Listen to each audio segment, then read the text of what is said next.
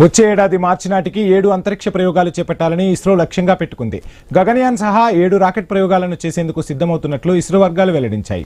7 ప్రయోగాల్లో మొదటిది వచ్చే వారమే జరగనుంది. LVM-3 ద్వారా అమెరికాకు చెందిన AST స్పేస్ మొబైల్ సంస్థకు చెందిన బ్లూబర్డ్ 6 అనే కమ్యూనికేషన్ ఉపగ్రహాన్ని కక్షలోకి పంపనున్నారు.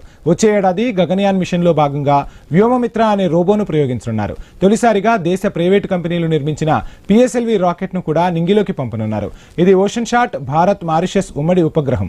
ధ్రువ స్టేషన్ కు చెందిన లీప్ శాటిలైట్ ను కక్షలోనికి చేర్చనుంది.